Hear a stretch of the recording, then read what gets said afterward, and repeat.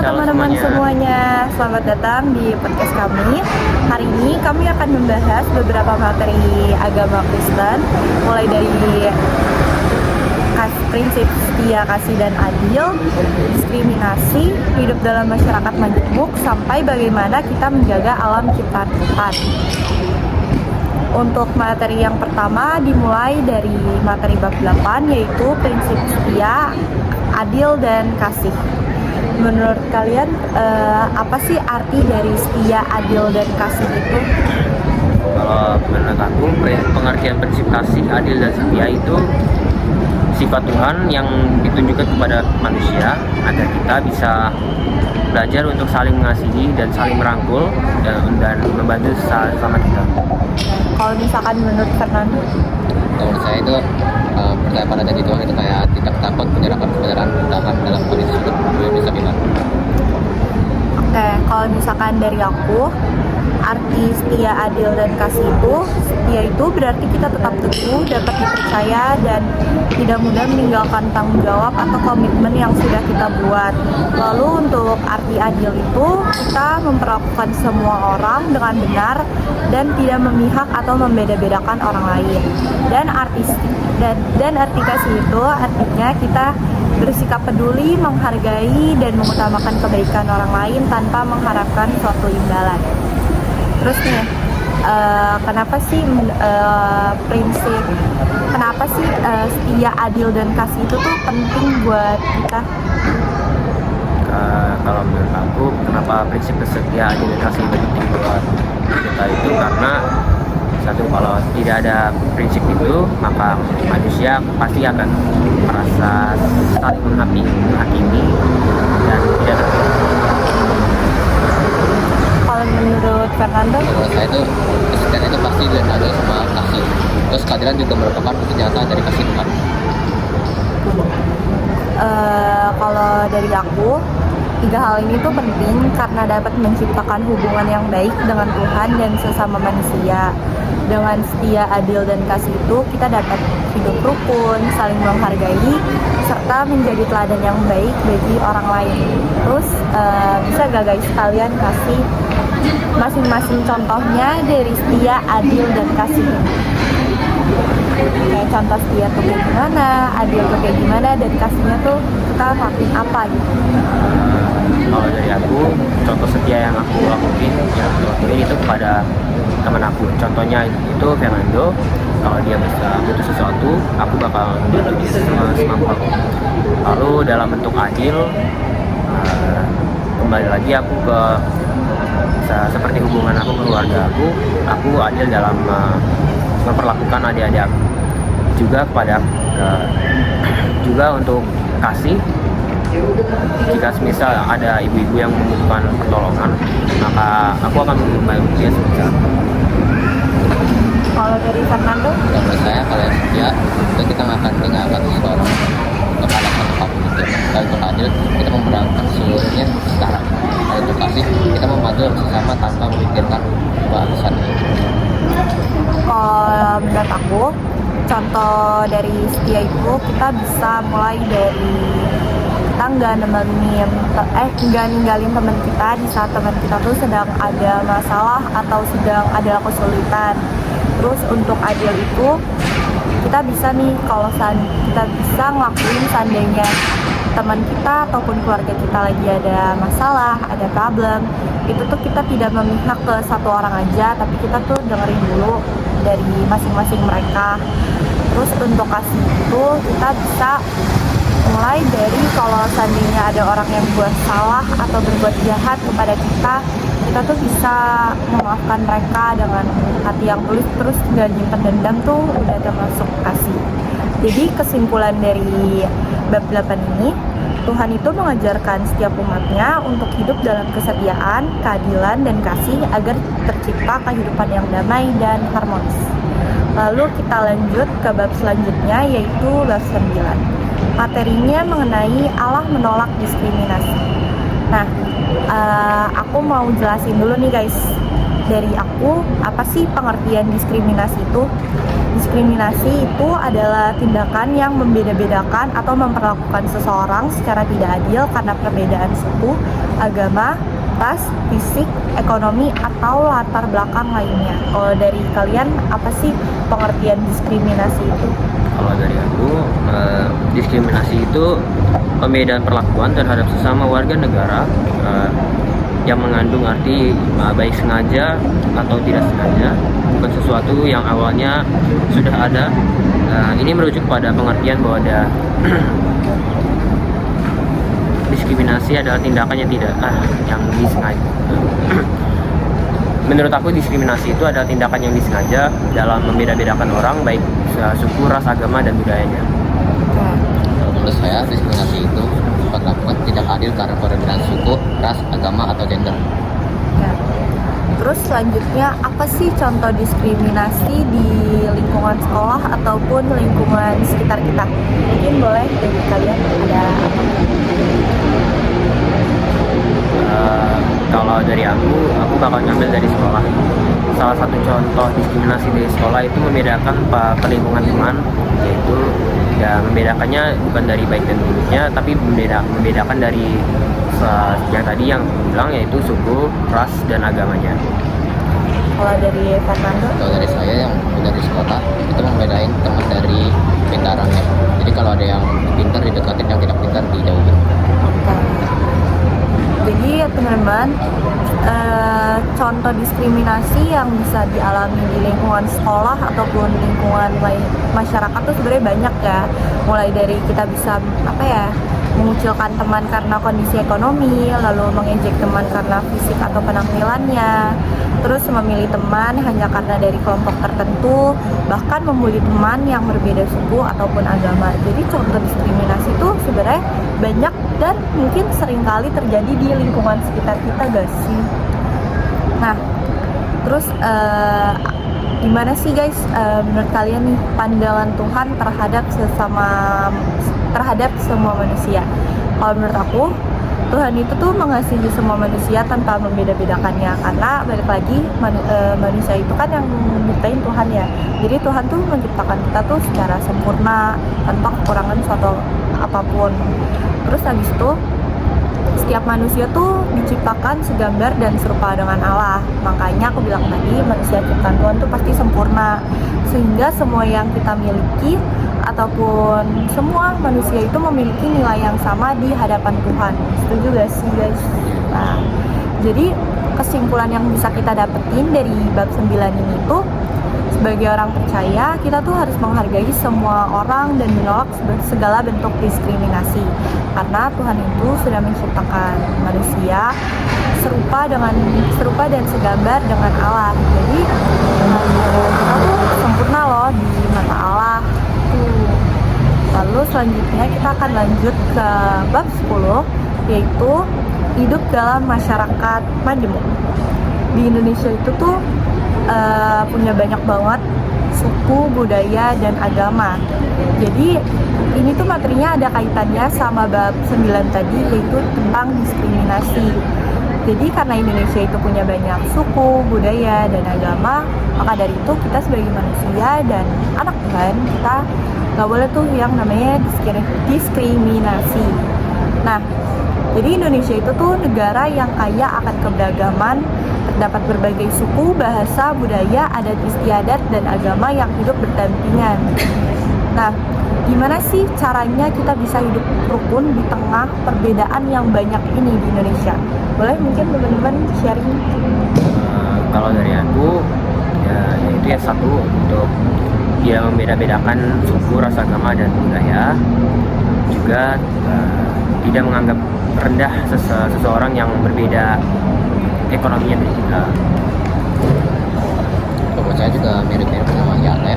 Intinya jangan membeda-bedakan dari latar belakangnya, pintarannya, rasnya, gendernya, pun ranknya. Nah, kalau dari aku, caranya kita bisa hidup rukun di tengah banyak perbedaan itu, kita tuh bisa mulai dari saling menghormati satu sama lain. Terus kita bisa menghargai pendapat orang lain yang berbeda pendapat dengan kita.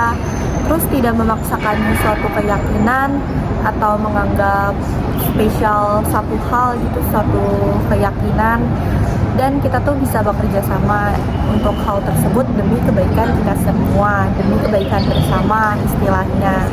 Karena sebenarnya hidup di tengah banyaknya perbedaan tuh sulit. Jadi untuk kita bisa hidup rukun di tengah banyaknya perbedaan tersebut, itu kita juga harus membutuhkan teman-teman yang lain yang sejalan dengan kita. Jadi maksudnya sejalan tuh apa ya, kayak dia juga sama berprinsip kayak kita gitu. Nah, jadi kesimpulannya itu, perbedaan bukan suatu penghalang untuk kita bersatu, tetapi menjadi kekayaan yang harus dihargai dan dijaga bersama. Nah, selanjutnya itu materi tentang Allah menciptakan alam dan keindahannya. Menurut kalian alam tuh apa sih? Kalau menurut saya alam itu adalah karena ciptaan Tuhan yang menyesuaikan dengan iklim-iklim di daerah tertentu tersebut. Contohnya seperti di Indonesia ini, iklim di sini kan itu tropis ya. Jadi alam di sini juga menyesuaikan dengan iklim tropis tersebut. Kalau dari saya, alam itu ialah karya ciptaan Tuhan yang dibuat dengan sedetail dan sesuai dengan keinginan Allah Tuhan. Kalau menurut aku, alam itu adalah alam semesta beserta segala isinya yang diciptakan oleh Tuhan untuk mendukung kehidupan manusia dan makhluk hidup yang sudah Tuhan ciptakan. Nah, terus keindahan alam tuh sebenarnya banyak banget. Jadi keindahan alam itu bisa dimulai dari keindahan gunung, laut, hutan, tumbuhan, dan hewan. Jadi keindahan alam yang aku sebutin tadi tuh sebenarnya nunjukin bahwa kuasa kebijakan dan kasih Tuhan kepada manusia dan makhluk hidup lainnya tuh nggak terputus ya. Karena Allah menciptakan alam tuh indah banget guys, lengkap dengan manusia dan makhluk hidup lainnya untuk menjaga dan mengelola alam tersebut tuh. Nah, kalau dari kalian tuh gimana mengenai tentang keindahan alam? Mengenai keindahan alam, yaitu bisa kita lihat dari di Pulau Indonesia itu sendiri, yaitu dari Pulau Bali, Pulau Komodo, dan juga berbagai pulau-pulau yang indah lainnya. Juga dari berbagai tempat wisata yang ada di Indonesia, yaitu seperti Gunung Merbabu, Gunung Kerinci, dan lain-lainnya. Juga sungai-sungai yang ada di Indonesia. Kalau saya mengambil keindahan alam yang beda dari di Indonesia. Kalau yang saya ambil itu adalah dari Canyon. Dan Canyon itu lembah yang sangat dalam dan luas. Oke, nah jadi kesimpulannya itu melalui keindahan alam yang sudah Tuhan ciptakan kepada makhluk hidup, kita sebagai manusia itu bisa melihat kebesaran Tuhan dan belajar bersyukur atas semua ciptaan Tuhan. Nah, kita lanjut untuk materi yang terakhir, yaitu mengenai berperan aktif dalam mencegah kerusakan alam.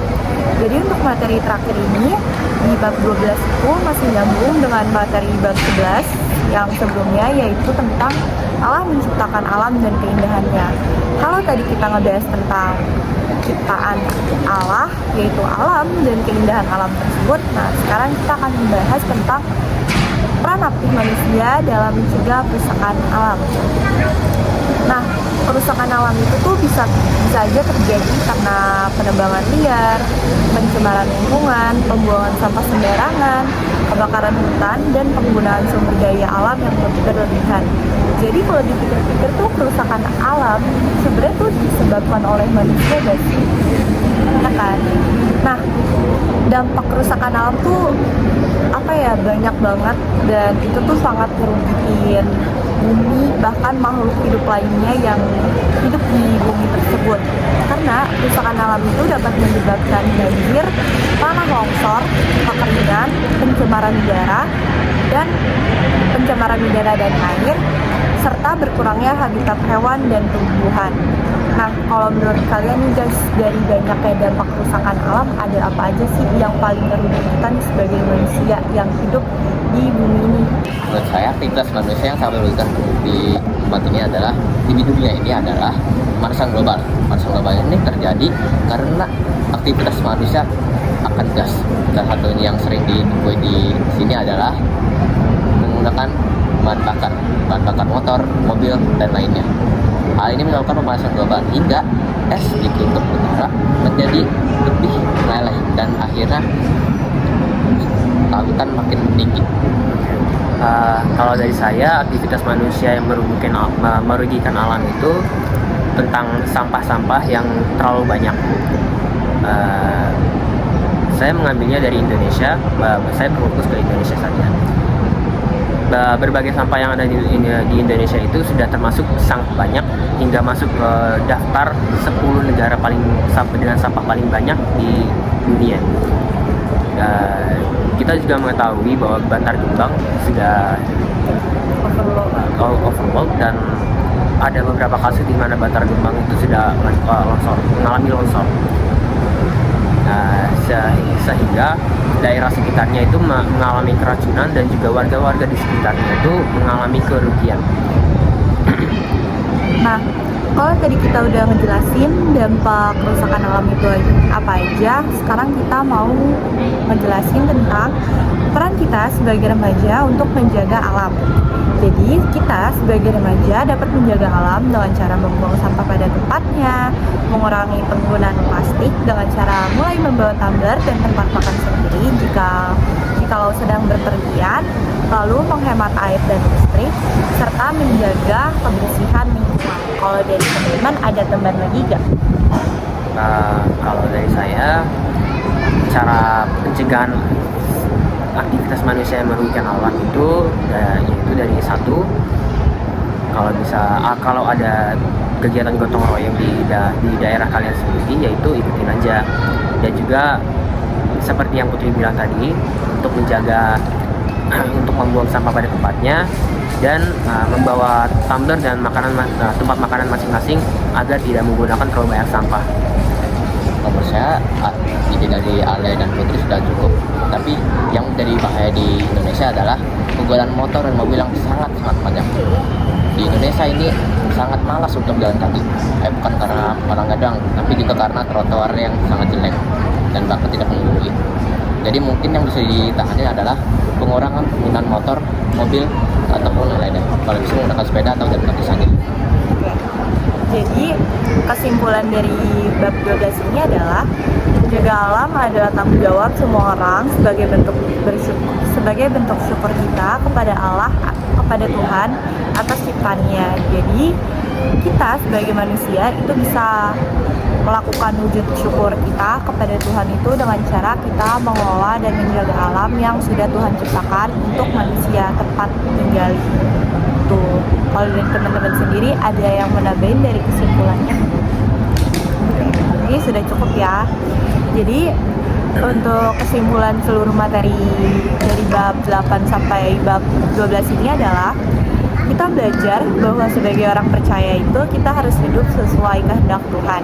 Kita dipanggil untuk memiliki sikap adil, setia, dan penuh kasih untuk menghargai semua orang tanpa suatu diskriminasi. Nah, hidup rukun dalam keberagaman serta menjaga alam ciptaan Tuhan. Dengan melakukan hal-hal tersebut, kita dapat menjadi berkat bagi sesama dan memuliakan Tuhan dalam kehidupan sehari-hari. Jadi, pesan moral yang bisa kita ambil adalah sebagai remaja Kristen, kita harus menunjukkan iman melalui tindakan nyata, yaitu mengasihi sesama, menghargai perbedaan, menolak diskriminasi, dan menjaga lingkungan adalah wujud nyata dari kasih Tuhan dalam kehidupan kita. Perubahan yang baik dapat dimulai dari diri sendiri melalui tindakan-tindakan sederhana yang kita lakukan setiap hari. Nah, jadi segitu aja untuk podcast kita kali ini. Sampai jumpa di podcast berikutnya. Dadah!